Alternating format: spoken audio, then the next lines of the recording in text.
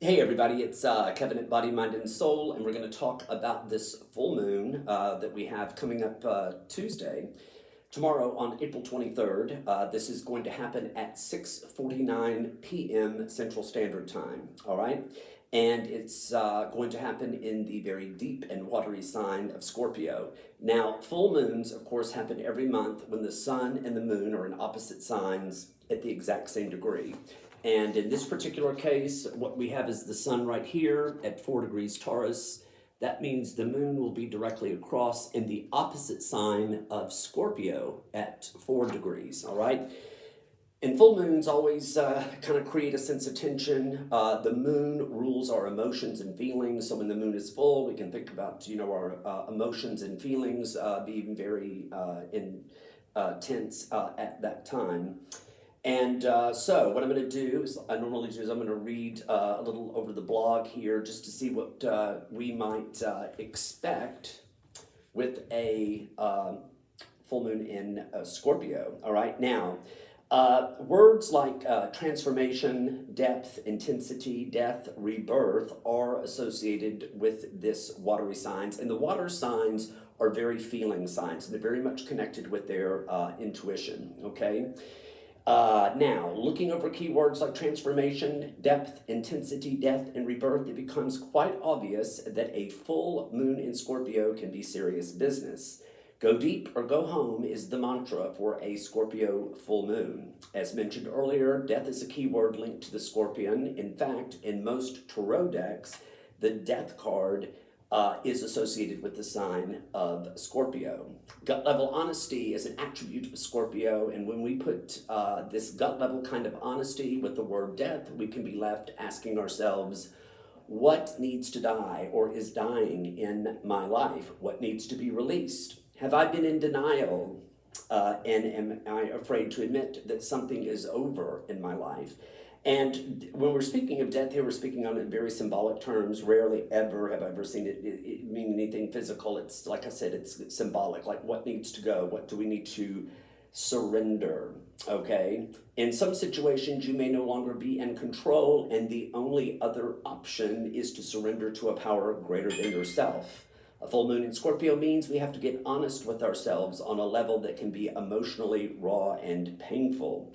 We have to be willing to tell ourselves the gut level truth. So this Scorpio, like I said, likes to go deep here and tell the unadulterated truth, okay? And sometimes that's difficult when we're having to do that with ourselves. Hades, Pluto, and the full moon in Scorpio. Each zodiac sign has a planetary ruler, and Scorpio's ruling planet is Pluto, which was the lord of the underworld in Roman mythology, and he was known as Hades in Greek myth.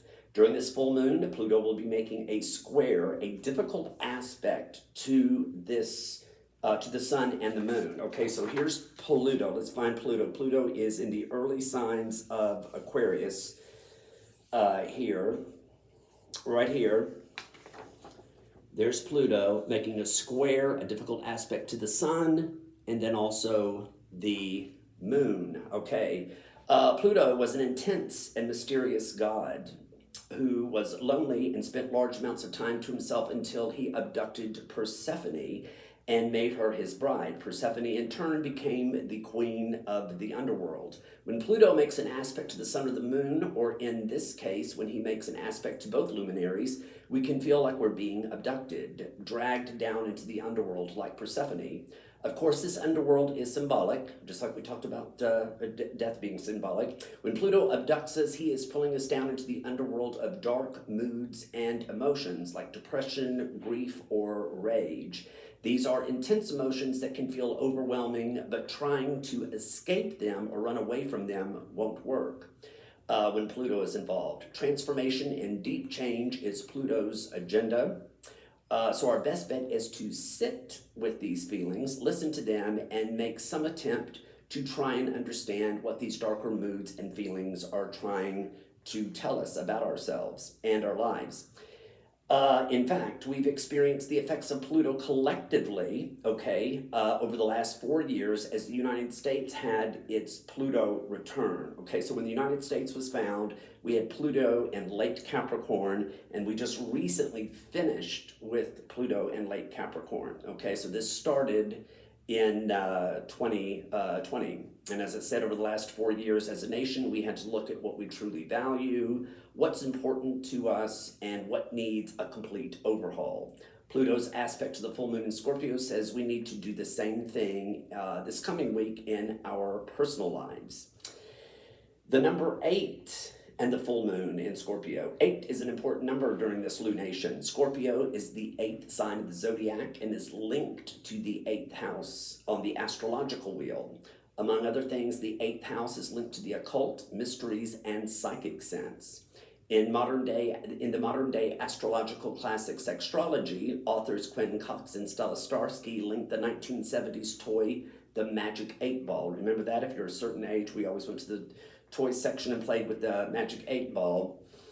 They associate that with the sign of Scorpio. If you remember, the Magic 8 Ball was a revealer of mysteries. We asked a question, shook the Magic 8 Ball, and the answer would pop up in this little window. I think they still sell those. I'll take things a step further and say we can think about this full moon in Scorpio like a magic 8 ball. What do you need an answer to? What secrets need to be revealed to you? Okay, so it might be time to ask a question during the full moon in Scorpio and see what comes up for you. All right, with your intuition, your dreams, it'll be your own little personal magic 8 ball. All right. So, everybody, have a good full moon, and we hope to see you at the store soon. Take care.